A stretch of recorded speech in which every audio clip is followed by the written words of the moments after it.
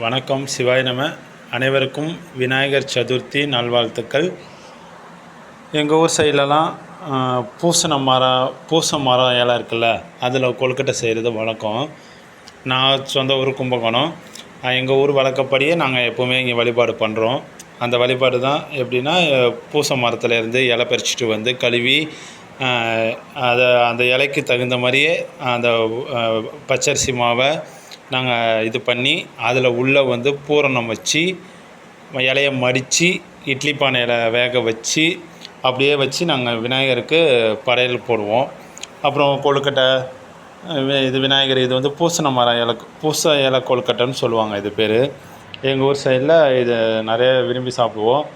டேஸ்ட்டாகவும் இருக்கும். இந்த பூச மரம் இந்த இலையிலேருந்து பிரிக்காத வரைக்கும் இந்த கொழுக்கட்டை அப்படியே வீணாக போகாது. 2 நாள் ஆனாலும் வீணாக போகாமல் அப்படியே இருக்கும். அதனால் அப்புறம் பொரி, கடலை, வாழைப்பழம், கம்பு இதெல்லாம் வச்சு கரும்பு இந்த மாதிரி பதார்த்தங்கள் எல்லாமே பழங்கள்லாம் வச்சு விநாயகருக்கு வழிபாடு பண்ணணும்.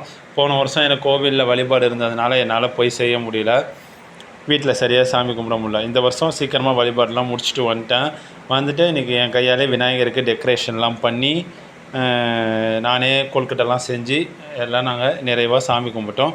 அது மாதிரி இந்த விநாயகர் சதுர்த்தி அதுவுமா அனைவரும் அனைத்து நலன்களும் பெற்று குடும்பத்தோடு ஒற்றுமையாக இருந்து வழிபாடு பண்ணுங்கள்.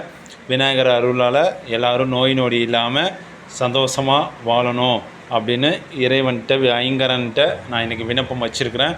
அதே மாதிரி எல்லோரும் எந்த ஒரு பொருளாதார நிதி அந்த மாதிரி விஷயங்கள்லாம் எதுவும் ஒரு குறையும் இல்லாமல் நல்லபடியாக வாழணும்.